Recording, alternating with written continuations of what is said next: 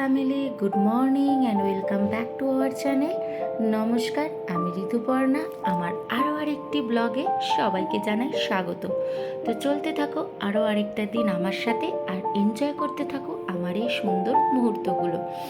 সকাল সকাল কাজ শুরু হয়ে গেল। এখন বাজে 6:30। তাই সোহমের খাবার এখন বানাতে হবে, মানে টিফিন। ব্রেকফাস্ট করে যাবে আর টিফিন নিয়ে যাবে। টিফিন মানে লাঞ্চ। তো মা রুটি করে দেবে। তো মার আজকেই রুটি করার শেষ দিন, কারণ মা আর বাবা দুজনেই কলকাতার উদ্দেশ্যে রওনা দেবে। তো তারপর আমাকেই করতে হবে। তো আবার যখন মা আসবে তখন আবার মা দায়িত্ব নিয়ে সোহমের টিফিন বানিয়ে দেবে। তো যাই হোক, সবাইকে এই নিয়েই তো জীবন, না? আসা যাওয়া তো থাকবেই। তুমি বালিশ গোছাতে যাচ্ছ? ওরে বাবা রে, ঠিক আছে ঠিক আছে, বাহ খুব সুন্দর হয়েছে, বাহ। পড়ে যাচ্ছে, ওহো, না পড়ে নিয়ে তো আটকে আছে, ঠিক আছে পড়বে না, যাও। আরেকটা কোল বালিশ আছে তো এখনো, ঠিক আছে। নিজের বালিশ নিজেই গুছিয়ে রাখা ভালো।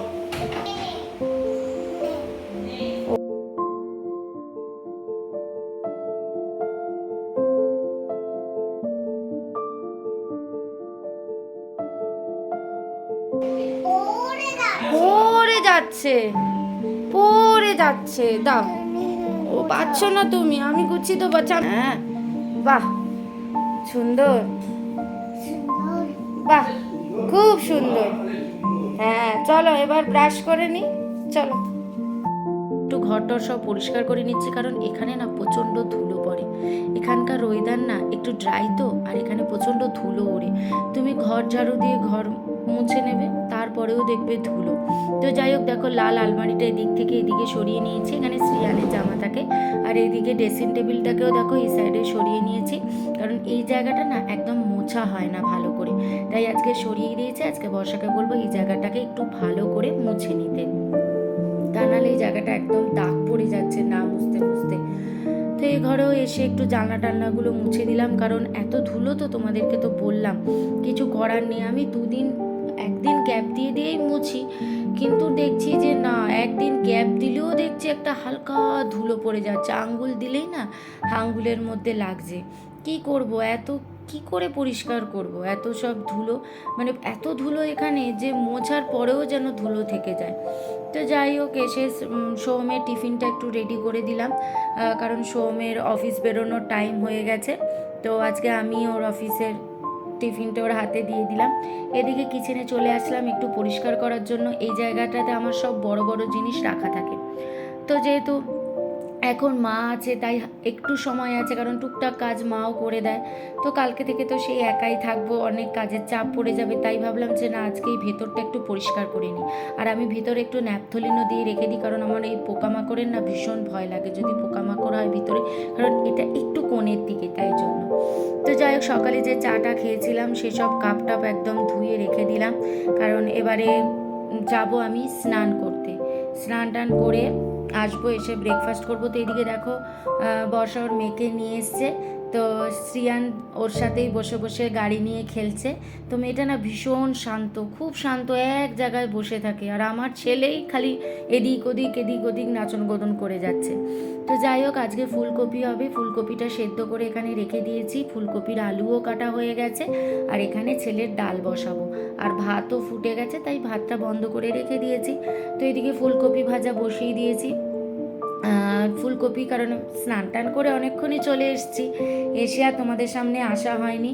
তো চটপট রান্নাটা বসিয়ে দিয়েছিলাম। এখানে মাছ ভাজাও বসিয়ে দিয়েছি। এখনও এখানে 3-4 টুকরো মাছ পড়ে রয়েছে, প্লাস মাথাও পড়ে রয়েছে। তো আজকে হচ্ছে পার্শে মাছ, একদিকে ফুলকপি আর আরেকদিকে মাছ বসিয়ে দিয়েছি। দুটো ওভেনে যদি দুটো রান্না বসিয়ে দেওয়া যায় না, তাহলে কিন্তু ভীষণ তাড়াতাড়ি হয়। ওই একটা একটা করে রান্না করলে না সত্যি প্রচণ্ড টাইম লাগে। আর এখন যা গরম না, ওই ঘন্টার পর ঘন্টা দাঁড়িয়ে রান্না করতে কিন্তু এখন আর ভালো লাগে না। তো চলো, মাছ টাছ ভাজা হয়ে যাচ্ছে, তারপরে মাছের ঝোল বানাবো।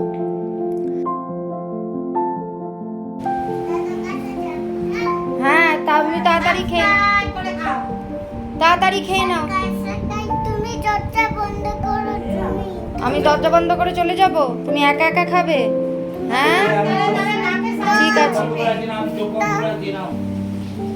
তো এক ফাঁকে ফাঁকে ছেলেকে তরমুজ কেটে দিয়ে চলে আসলাম। এদিকে দেখো এই মাছগুলো ভাজা হয়ে গেছে, ওগুলো নামিয়ে এই বাকি মাছগুলো ভাজা বসিয়ে দিলাম। আর আজকে হবে শুটকি মাছ বাটা, দু রকমের বাটা, একটা হচ্ছে লইটা শুটকি আর আরেকটা হচ্ছে তেল চাপটি। দুটো আলাদা আলাদা শুটকি মাছ বাটা হবে আজকে। তো দেখো একটা হচ্ছে পুড়িয়েছি, দেখো পুড়িয়ে মা গরম জলে ভিজিয়ে রেখে দিয়েছে, তো পুড়িয়ে বাটতে হয়, তাই জন্য পুড়িয়ে গরম জলে ভিজিয়ে রেখে দিয়েছে। তো এই যে দেখো মিক্সিতে পেস্ট করে নিয়েছি, পেস্ট করে ব্যাস বসিয়ে দিয়েছি। এটা তেল চাপটি আর এটা হচ্ছে লইটা শুটকি। লইটা শুটকিটা হয়ে এসছে, ওটা আগে বসিয়ে দিয়েছিলাম। আর এই কড়াইটাতে তেল চাপটি বাটাটা হচ্ছে এখনও, ওটা একটু টাইম লাগবে, ওটা আর একটু টানাতে হবে, তো টাইম লাগবে।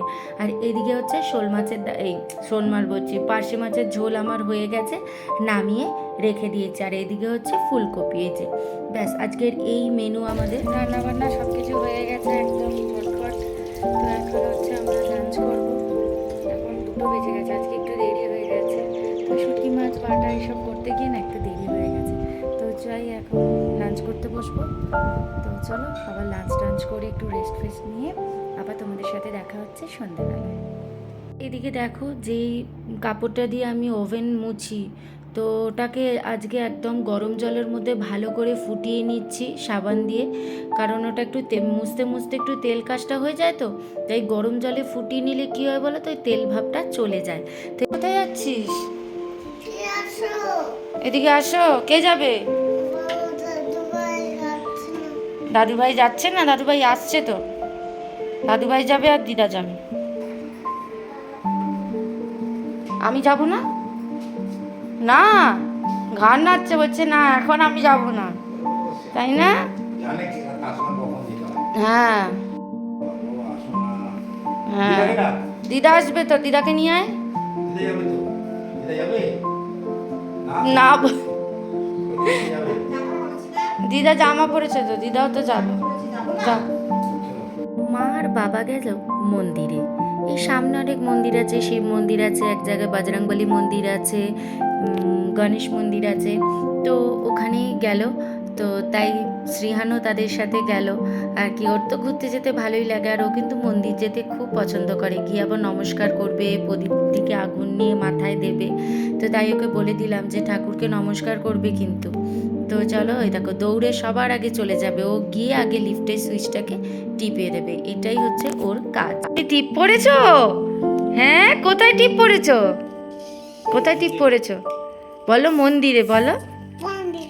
মন্দিরে টিপ পড়েছ? দেখি দেখি, আবার কত টিপ পড়েছো বাবা? একটা লাল। ও দাদু ভাইও টিপ পড়েছে। হ্যাঁ, তুমি ঠাকুর নম করেছো? কিভাবে নম করেছো? ঠাকুর কিভাবে নম করেছো? ও বাবা, এইভাবে নম করেছো?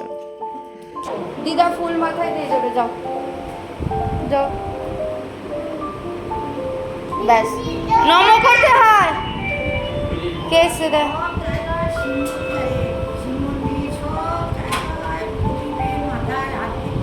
সব দেখে দেখে শিখে গেছে। তারপর আমি আর সোম একটু বেরিয়েছিলাম, টুকটাক কিছু কেনাকাটার ছিল মা বাবার জন্য, তো সেগুলো কিনতে বেরিয়েছিলাম। আর এদিকে দেখো একটু লেমন টিও খেয়ে নিচ্ছি। তবে এখানে লেমন টি না খুব একটা ভালো না, এখানে মানে খুব একটা পছন্দ হলো না। এবার চলে এলাম তোমাদের আরেকটা জিনিস দেখাতে, সেটা হলো মা এতদিন ধরে সরগুলোকে জমাচ্ছিল, তো জমিয়ে জমিয়ে দেখো এতটা জমিয়ে ফেলেছিল, তো তাই আজকে এই সর থেকে বানাবে ঘি, একদম ঘরে তৈরি ঘি, খাঁটি ঘি।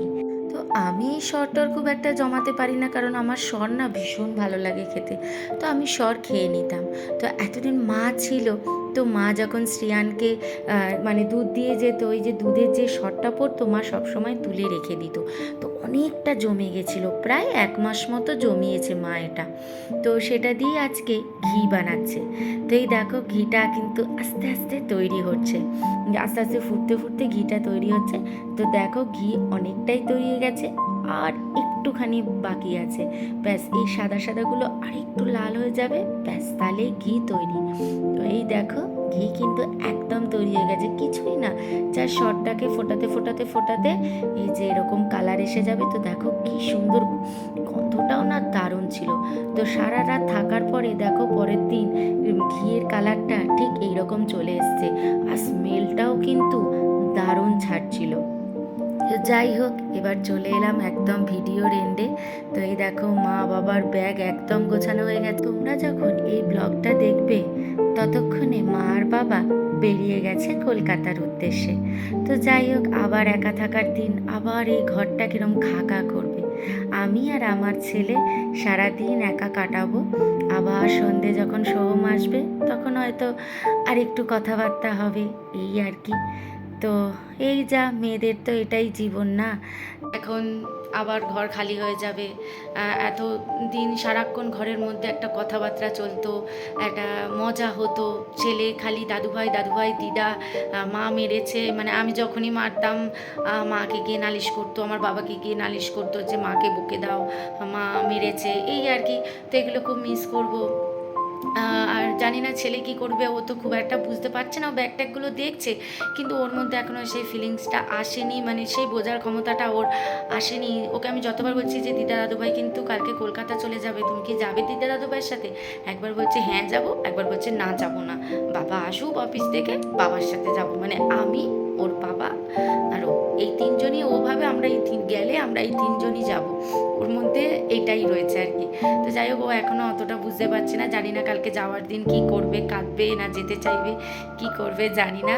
তো দেখা যাক ও কী করে, বাচ্চা মানুষ তো কখন কি মুডে থাকে ও। তো যাই হোক আর কি, মা বাবা চলে যাবে কালকে, আবার সেই একা একা জীবন, সব কাজ আবার একা একা করতে হবে। এতদিন মা অনেকটা হেল্প করে দিত, অনেকটা, প্রায় শ্রীহানের বেশিরভাগই মাই করতো। সকালবেলা ব্রেকফাস্ট বানানো, ওকে খাওয়ানো, বাবা আসার পরে বাবা খাওয়াচ্ছিল এই কদিন, কিন্তু মাই ওকে খাওয়াতো। তারপর স্কুল টাইমে ওকে স্কুল ড্রেস পরিয়ে দিত, তারপরে লাঞ্চ করাতো, ডিনার করাতো, তারপরে সন্ধেবেলা একটু টিফিন খাইয়ে দিত। মানে শ্রিয়ানের বেশিরভাগটাই কিন্তু মাই করতো, আমি খালি সংসারের এই রান্না বান্না করতাম, সংসারে আর যা কাজ আছে সবজি বাজার করা আর এটা সেটা দেখা, বা ছেলে রান্নাবান্না, এগুলো সব আমাকে খেয়াল রাখতে হতো, কিন্তু বাকি ছেলের সব কাজ কিন্তু মাই করতো।